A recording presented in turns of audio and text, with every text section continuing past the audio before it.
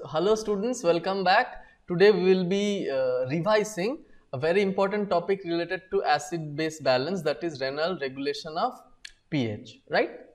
So it's a request, those who have got their textbook, any standard textbook, can just take out the chapter of acid-base balance and just turn the pages of renal regulation of pH. There will be 3 or 4 diagrams depending on what textbooks you are reading, or if you don't have any textbook, better take 4 pages or take a big white page and draw the diagrams which I will be showing you in today's class, right?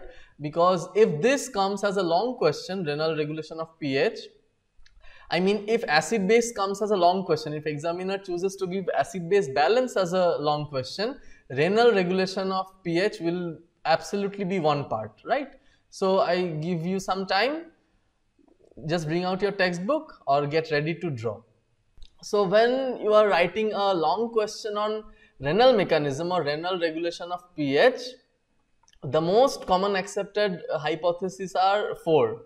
Okay, renal kidney controls the pH or the acid base balance by 4 different mechanisms. They are excretion of acids, that is excretion of H plus ion, right? Reabsorption of bicarbonate ion or reclamation of bicarbonate ion. So number 1 is excretion of H plus, that is excretion of acid. Number 2, reabsorption of alkali, reabsorption of bicarbonate. And number 3, again by excretion of titrable acid. Okay, remember this H plus is not measurable. Okay, so something which is measurable, how do we measure the strength of acids and bases? We measure it by titration.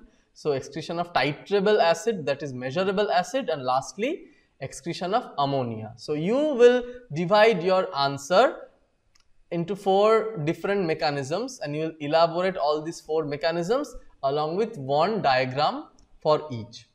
So if you have got your textbook, you can just follow along and tally the diagrams, and as I elaborate the steps, you can just commit to your memory, or I will give you time to draw if you don't have your textbook, and then you can also follow along the steps, right? So right away we will jump into the first step or the first mechanism, that is excretion of hydrogen ion, right?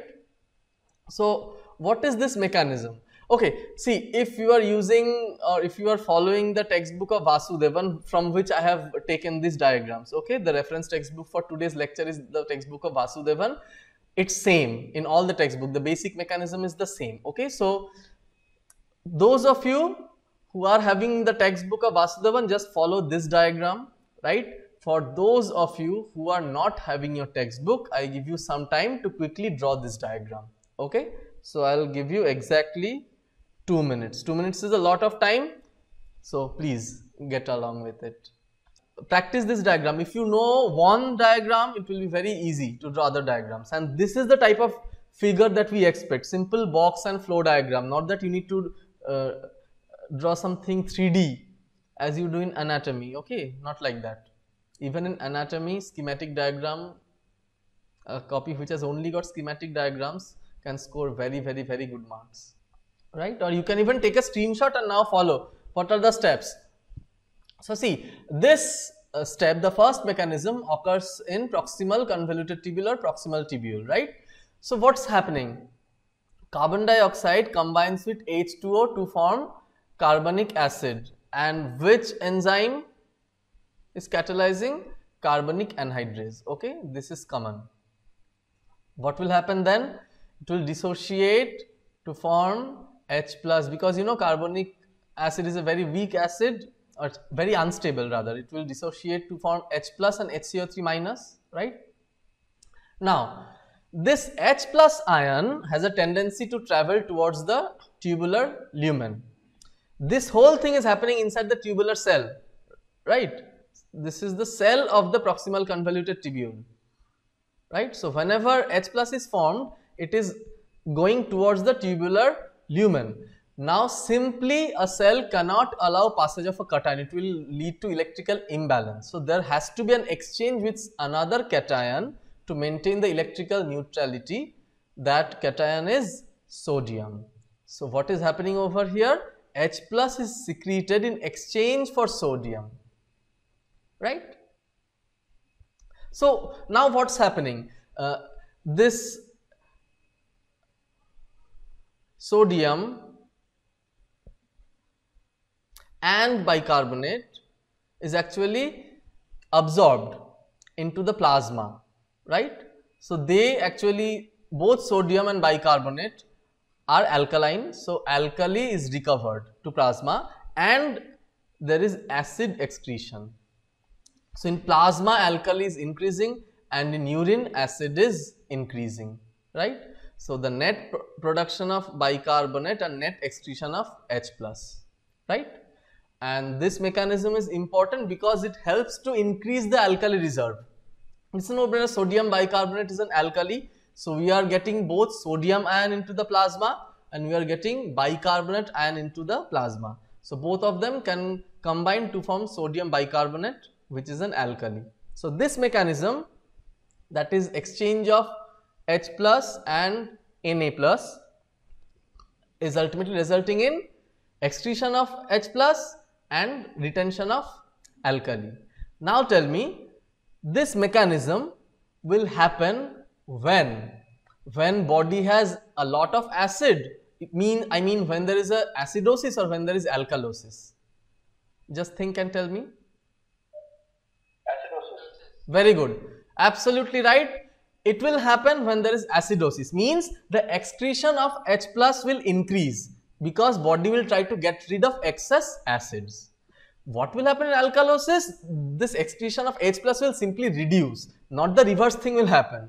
Normally the amount of H plus that is excreted by the body will cease. And there are other mechanisms by which the body can tackle alkalosis, right? But you are absolutely right. The normal excretion of H plus will happen if there is an increased acid. So kidney will drive out more acid and it will retain alkali. So this mechanism, excretion of H plus, predominantly happens during acidosis. Any respiratory disease will be tackled by kidney, and generally any metabolic disease is first tackled by lungs. However, I also told you the 3-tier mechanism of acid base regulation. पहले होता है blood buffer, second होता है lungs and third होता है kidney, right? So irrespective of any cause, if there is acidosis, excretion of H plus will happen and then body will try to balance the excess acid by driving out excess H plus. Okay, so this is mechanism 1. Next, okay, so you are familiar with this diagram now. So first reason, remember, excretion of H plus, बहुत important है. So this will be your first heading. This can be, you can write the answer in your own language, okay, but it's better if you give bullet points like that. Don't write a paragraph, कोई नहीं पढ़ेगा, right? It's a tendency of examiner to average mark a copy which has got something essay type answer, and same content if it's in objective structured form बहुत ज़्यादा marks मिलता है. Okay, it's true for all subject and it's true for every exam except history exam. Next, the next mechanism is reabsorption of bicarbonate. Okay, so again I give you some time to copy this diagram, or those of you who have got your textbook can follow along. So this is the second mechanism. Just first draw this diagram and then I'll explain. It's pretty self-explanatory. The lower part is almost same. You see H2O plus CO2 under the action of carbonic anhydrase is becoming H2CO3, and which is dissociating into H plus and Ca minus. This mechanism is also same, almost same, exchange of H plus and Na plus, and this Na plus and HCO3 minus is getting absorbed. So till here it is nothing but mechanism 1. Extra this is what mechanism 2 is all about. This is why this is a complete different procedure, right? So first draw this diagram. Anyway, so let's get on to mechanism 2. Now see, if you know this diagram, now let's see. So here we have miniaturized this diagram and let's see what's happening, right? So see, this mechanism, right? If we consider the previous mechanism, what was happening? The H plus was getting excreted in urine. here, over here you can see that H plus is somehow not getting excreted, it is getting trapped or it is getting converted back to carbonic acid and carbon dioxide, and it is getting reabsorbed. Okay, so what is the point? What is the point of doing all this? So just know this, the first line about this is this mechanism, that is reabsorption of bicarbonate, is not bothered with excretion of acid.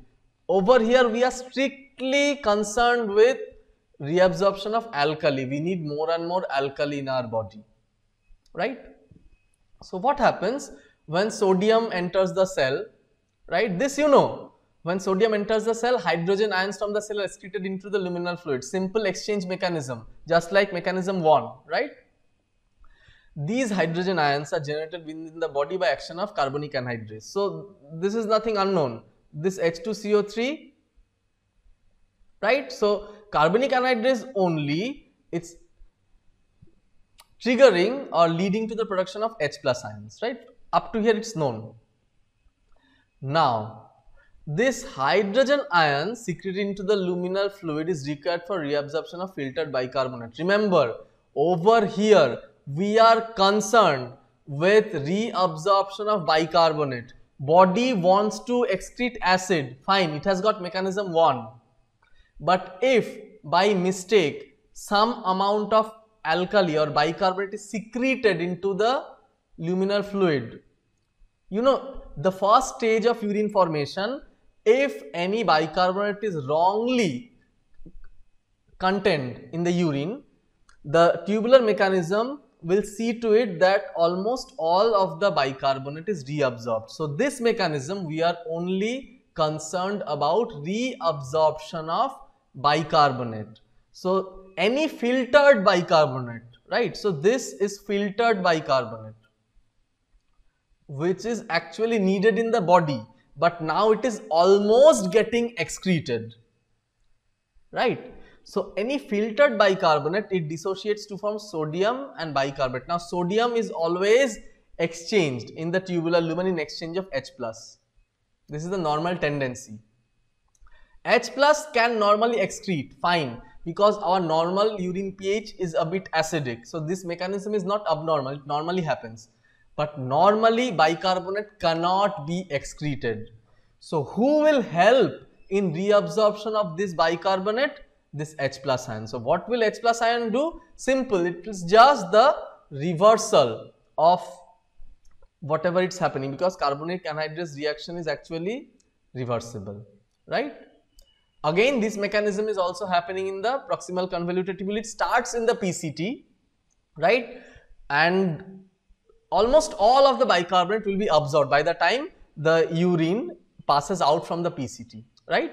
So the urine that is going into the loop of Henle and DCT is normally bicarbonate free. So over here the mechanism is reabsorption of bicarbonate. So what is happening?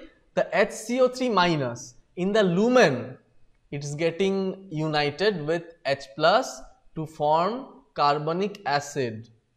Now mind it, there are two types of dissociation. Over here you can see carbonic acid is getting dissociated into H plus and HCO3 minus. If you read the mechanism of buffer in lungs, over there you will also see the same case. Carbonic anhydrase is opportunistic, bahut matlabi. Depending on the situation, it dissociates the carbonic acid into two different ways.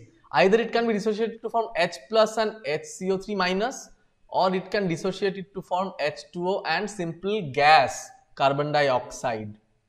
In the lumen, the second mechanism, or the mechanism where carbon dioxide is produced, that mechanism happens. And since carbon dioxide is freely permeable, okay, it then gets into the tubular cells and then it again reunites to form carbonic acid under the influence of carbonic anhydrase, and this whole cycle continues.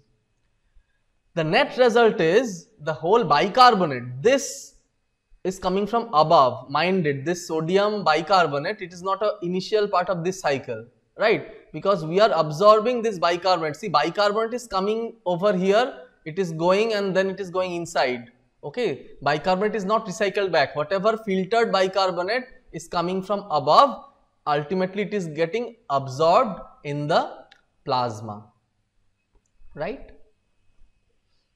So here there is no net excretion of H plus or regeneration of new bicarbonate, right? Whatever filtered bicarbonate is coming, it is getting again reabsorbed. Mind it, kidney, the main role of kidney is in reabsorption. We can filter anything, okay, but reabsorption is the main. You have read about glomerular tubular feedback and tubular glomerular balance in physiology. I hope so. If you have read, if you have not read, it's high time you go back and read the GFR chapter. It's extremely important. Examiner will ask you this. Along with that, he will ask you what is glomerular tubular feedback, right? Anyway, so the net effect is reabsorption of filtered bicarbonate, and this mechanism prevents loss of bicarbonate through urine. So normally our urine is not alkaline. If kidney is diseased, if the process is faulty, then only bicarbonate can be a part of urine. Otherwise, normal bicarbonate is always fully absorbed. Already saw in number 1, that is excretion of H plus, right? So excretion of acid is nothing new, but over here we are trying to measure the amount of acid, right? So first you need to know what is this titrable acidity or what is measurable acidity. This definition is very important. The number of ml, okay, you know, whenever you are calculating or calculating the strength of any acids and bases by titration, we suppose there is an unknown acid, we titrate it with some amount of known alkali. I know most of you have done in your plus 2 lessons, one pipette and burette, and you put an indicator and then you slowly turn the burette and then you shake the conical flask and you notice till when the color changes, right? So the same mechanism is used over here, same experiment. So we see the number of alkali which is used to titrate that amount of acid, and that indirectly gives us the strength of acid. So it is the number of ml, number of milliliters of N by 10, that is 0.1 normal NaOH, sodium hydroxide, required to titrate 1 liter of urine to pH 7.4. What do we mean by this? Suppose our urine, normally patient's urine, even our urine, okay, it's acidic, right? So imagine the urine pH is 6.0, right? So there is a lots of acid, right? There is a lot of acid over here. So 1 liter of urine, okay, so there is a 1 liter of urine we need to titrate. How much we need to titrate? Till the pH becomes 7.4.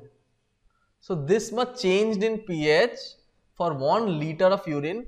We need some amount of alkali, right? What is the strength of alkali? The strength of alkali is N by 10. What is the alkali? Monoacidic base, that is sodium hydroxide. So in any titration, V1S1 equal to V2S2, that is the volume and strength of the acid is equal to volume and strength of the alkali. This is the simple equation. So over here 3 parameters are known, or we already know how much, what is the volume of urine, what is the total change or pH we need to adjust, and what is the strength of the alkali. All these 3 are already known. All we need to determine is the amount or the volume in milliliter of alkali. So that gives you the titrable acidity of urine, right? And this is the measure of net acid excretion by the kidney. So you will be asked, the moment you, in your viva, mind it, in your viva, the moment you utter this mechanism, excretion of titrable acid, examiner will immediately stop you and he or she will ask, okay fine, first tell me what do you mean by titrable acid, right? The most important titrable acid in urine is sodium hydrogen phosphate, okay, or sodium acid phosphate. Phosphoric acid, H3PO4, okay, it's a tribasic acid. It has got series of titration reaction. For when it is titrated with sodium hydroxide, there may be 3 outcomes. Total neutralization, Na3PO4, it actually never happens, right? substitution of 2 of the H plus by sodium, so Na2HPO4, this is known as disodium hydrogen phosphate. However, its pH is alkaline in solution, and if one of the 3 H plus is replaced, it is known as sodium dihydrogen phosphate. This is actually behaves as an acid. It has been found that these two, disodium hydrogen phosphate and sodium dihydrogen phosphate, depending on the availability of H plus or depending on the pH, they actually interchange among themselves and they actually constitute what is known as phosphate buffer. So, sodium dihydrogen phosphate and disodium hydrogen phosphate are the constituents of PO4 or phosphate buffer. So, you need to know what is the most important titrable acid, that is this one, sodium dihydrogen phosphate, and what is titrable acidity, I just told you. Okay, this definition you need to know. Now, again I give you some time. Those who have got the textbook, just follow this diagram, and those who don't have, just draw it. Excuse me. You see, common, okay, this part is absolutely common. This is also. So, H2O plus CO2 getting converted to H2CO3, getting dissociated to form H plus and HCO3 minus. That HCO3 minus will go inside and H plus will go outside. Outside it will go in exchange of sodium, and that sodium will also go towards the plasma, right? So, this was common in mechanism 1, this was common in mechanism 2, right? In mechanism 2, what was happening? This H plus was getting combined with bicarbonate, right? Now, what happens? Over there, what was in mechanism 2? There was sodium bicarbonate, so sodium and HCO3 minus. So, sodium was going in and this H plus was combining with HCO3 minus and the whole thing was getting absorbed as carbon dioxide. Over here, there is dibasic or disodium hydrogen phosphate. It is a base, part of the phosphate buffer. However, it has got a tendency to trap this H plus, okay, or to combine with this H plus to form sodium dihydrogen phosphate, and this mechanism can lower the pH up to 5.4 and this titrable acid is excreted. So, what happens, see, due to the sodium and hydrogen exchange occurring at the renal tubular cell border, mind it, again I am telling you, this whole thing is taking part or taking place in the distal convoluted tubule. This is DCT we are looking at. The earlier mechanisms were happening in PCT. The dibasic or the basic phosphate, disodium hydrogen phosphate, is converted to acid phosphate or sodium dihydrogen phosphate. And due to this, I already told you, this one, the pH is slightly on the alkaline side. Over it is written 7.4, it's fine. But whenever you dissolve this in a beaker in vitro, it behaves as an alkali, right? Why it will behave as an alkali? Very simple, because it will dissociate to form 2 NaOH and 1 HPO4 minus.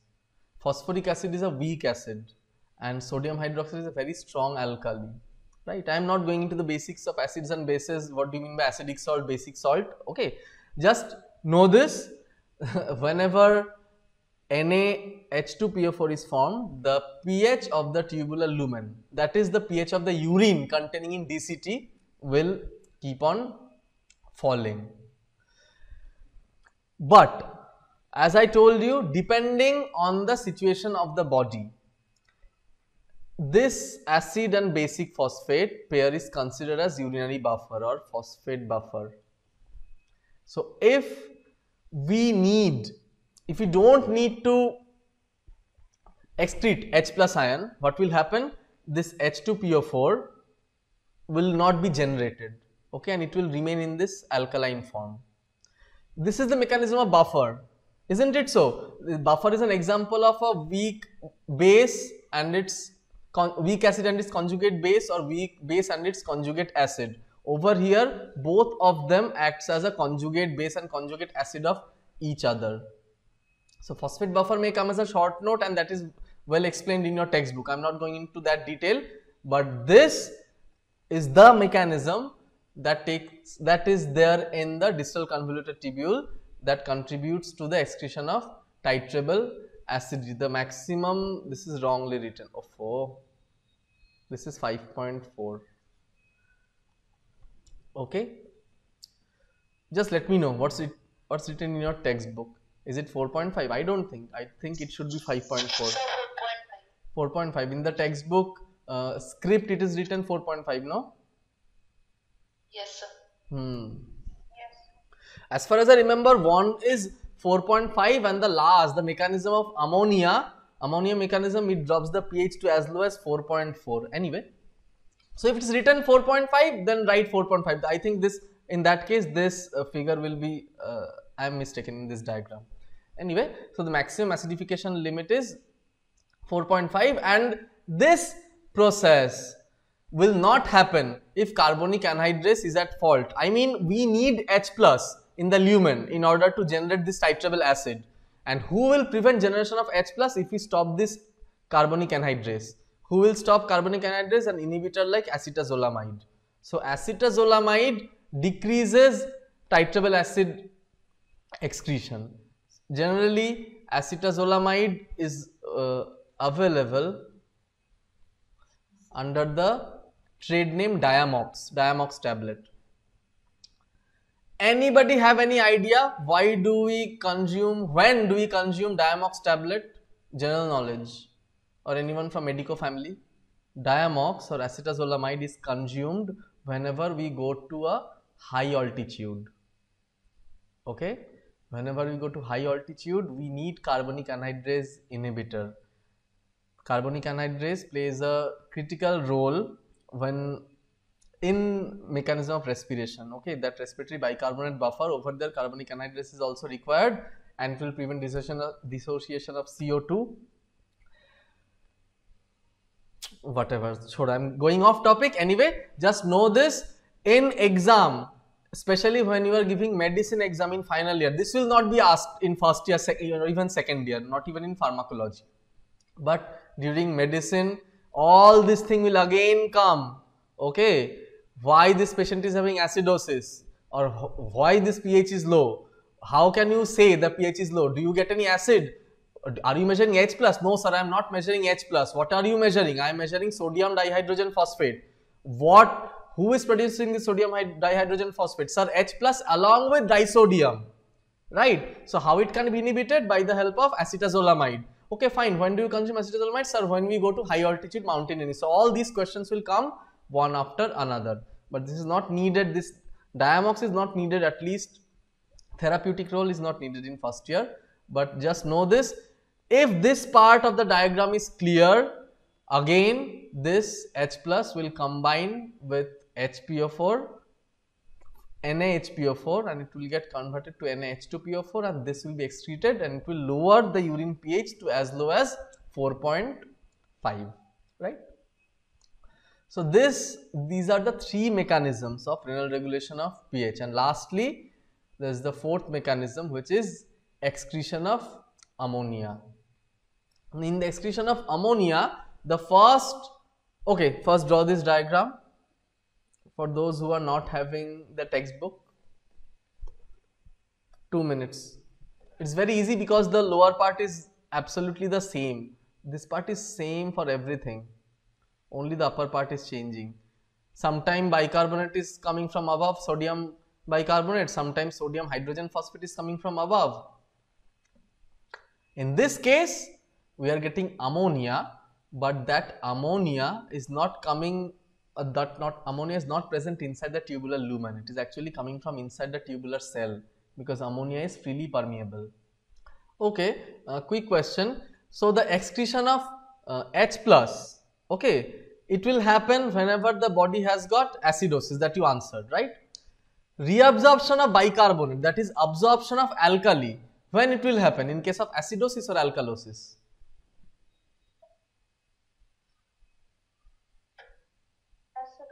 Right. It will happen in case of acidosis. Body is trying to conserve alkali. Right. The third mechanism, excretion of titrable acid. When it will happen in case of acidosis or alkalosis? Acidosis. Again, it will happen in case of acidosis. Absolutely right, because body is trying to get rid of excess acids. So till now we have only discussed how kidney will act in case of excess acid or acidosis. The last mechanism, this one, this actually deals with how in case of excess, whenever there is excess alkali, without hampering the net electrical charge, how it can get rid of excess alkalinity, right? Remember, this mechanism will not be hampered. Sodium and bicarbonate, this is fixed. This much of alkali needs to be reserved. Something, it's like dead space air, right? You have read in spirometry, right? In the total lung function, some amount of air always remains. So this, we cannot touch this. At any cost, sodium and bicarbonate needs to be replenished in plasma. But what can happen? This one, right? Ammonia can be excreted in urine as ammonium, right? Now the first step, that is glutamine, the glutaminase enzyme acts on glutamine to produce free ammonia. Now ammonia is freely permeable, it can go over here, it can go over here. But if H plus is available, this ammonia will combine with H plus and then H plus will get trapped and will get excreted. Now you tell me, so just firstly, before jumping into conclusion, let's see what's happening. Ammonia, since it is freely permeable, it crosses the cell membrane and enters the lumen of the renal tubule. Fine. It then combines with the H plus or the protons present in the filtrate to form ammonium ion. Now ammonia was freely permeable, right? Ammonia is freely permeable but not ammonium. Once NH4 is formed, now it will get trapped and now it will be excreted, right? So daily excretion of urine, this part you don't need to remember, 60 MEQ per liter of H plus. Now you tell me, ammonium ion, whenever you are getting ammonium, right, the solution will be acidic or alkaline?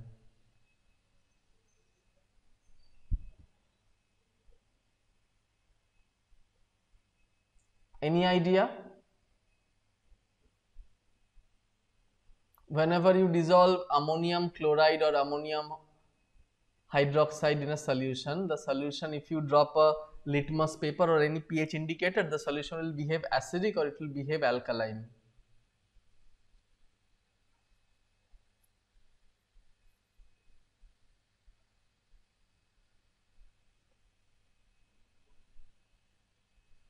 What? Why alkaline? NH4OH क्या है? Ammonium hydroxide acid है कि alkali है?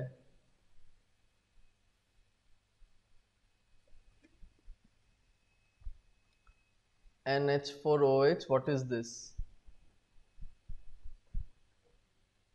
Ammonium hydroxide, is it an acid or it's an alkali?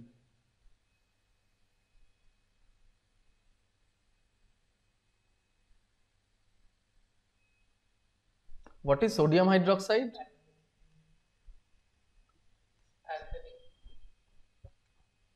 KOH क्या है? Acid या alkali? ये क्या है? COOH होल ट्वाइस, चूना, कैल्शियम हाइड्रोक्साइड, एसिड है या अल्कली है?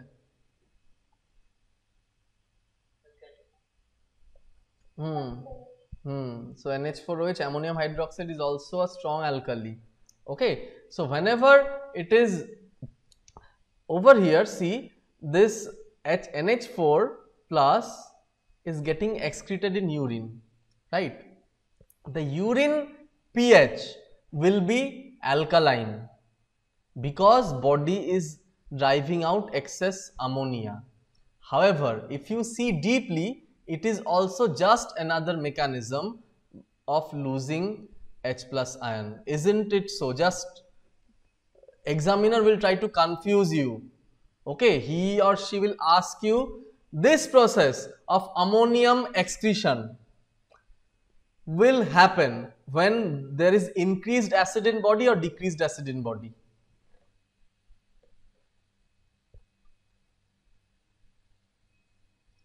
When this thing will happen, tell me. See, whenever there is, unless there is an excess H plus, this H plus cannot go and combine with ammonia. Isn't it so? So, in order to form ammonia, we need both increased NH3 and we need both H plus.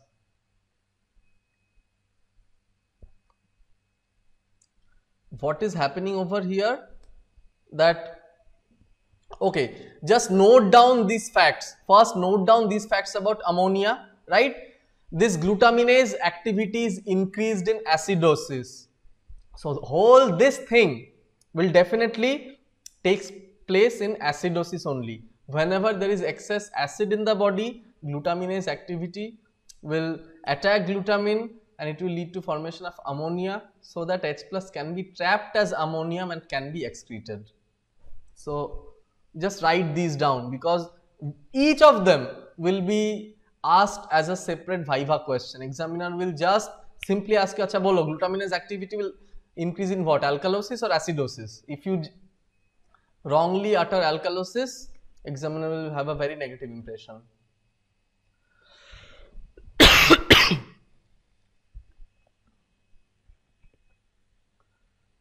In this mechanism, direct H plus is not excreted, it is excreted as ammonium ion.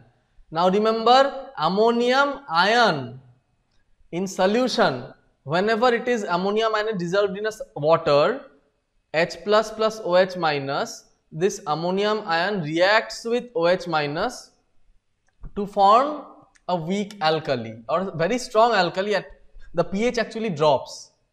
The pH rises. Okay, so it's a paradox. H plus is actually lost, but it is lost in form of ammonium ion.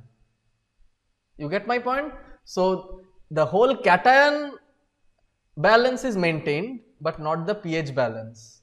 Very confusing term. Just write this or just know this. Large quantities of H plus ion are excreted as ammonium ion.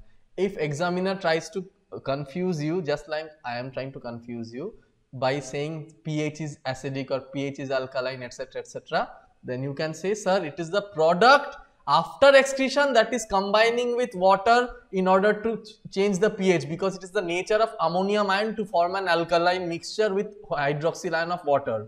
But in reality, this mechanism is also using the excess H plus ion to get excreted as ammonium. Now this is actually a slow mechanism. Okay, so this is exactly what is written. We have all read that blood buffer acts within 30 minutes. Within few hours, that is 6 to 12 hours, respiratory mechanism or bicarbonate buffer acts. Even if those are not able to tackle the acid base disorder, thereafter kidney comes into play. Generally the onset of action of kidney is slow, but it can sustain, right? So the enhanced activity of glutaminase and increased excretion of NH4 plus takes about 3 to 4 days, right, to set under conditions of acidosis. So this mechanism also happens in case of acidosis. Okay, so it takes time to set in, but once it is established, this mechanism, since ammonium is very highly reactive, ammonia is very much permeable and it has got a readily affinity, very high affinity for H plus to form ammonium ion, right, much more than sodium dihydrogen phosphate. So same, H plus was also getting trapped as sodium dihydrogen phosphate in mechanism 3. In mechanism 4, H plus is getting trapped as ammonium, but this ammonium, formation of ammonium is much stronger. So once it's established, it has got high capacity to eliminate acid, right? Now this is done. That titrable acid, that is sodium dihydrogen phosphate, we can measure via an alkali, that is simple titration. Ammonia in urine is estimated by addition of formaldehyde. Very important MCQ question. How do you measure ammonia? Ammonia, we need HCHO, formaldehyde. Okay. Now the titrable acidity, so we see over here that the titrable acidity and the ammonia content will be a measure of the total excreted acid from the body. Why do we say this? So H plus ion, whenever it is getting excreted, that is mechanism number 1. We were just saying that H plus is getting excreted, that is free H plus. Whenever we are trying to measure the amount of H plus, there are two mechanisms. Number 1, it is combining with sodium hydrogen phosphate to form acid phosphate, we can measure that. And number 2, it is combining with ammonia gas to form ammonium ion. We can analyze this with after addition of formaldehyde. So total excretion or total acid excretion from the body is actually the amount of titrable acid plus the amount of ammonia, and this ammonia mechanism can further lower the acidity of urine to 4.4 in the tubular lumen, right? However, as soon as you add or you dilute this or you add any other salt to this ammonium, it will extract the OH minus ions from that salt and it will lead to formation of NH4OH in the solution, which is alkaline. So in vivo, urine pH can be lowered as low as 4.4. Don't confuse yourself by thinking that ammonium ion is an alkali, so urine will be alkaline. Well, with your batch I have no confusion because you don't know in the first place that ammonia is an alkali. So there is no harm in not knowing. So just know this, total acid excretion is measured by these 4 steps, or I mean the renal regulation of pH is done by excretion of H plus, reabsorption of bicarbonate, excretion of titrable acid and excretion of ammonia, especially the last two. The last two, when there is an excess acid production in the body, the last two mechanisms are increased more and more. So here is a combined diagram of all the two processes. This diagram may not be present in your textbook, so you can draw this. So same thing, nothing special. The tubular cell is actually driving out H plus. This H plus can combine with NaH2PO4 in order to form, Na2HPO4 in order to form this titrable acid, that is NaH2PO4, or it can combine with free ammonia that is produced by the action of glutaminase to form ammonium. So both of this titrable acid and ammonia production in the body will be increased if there is an excess acid production.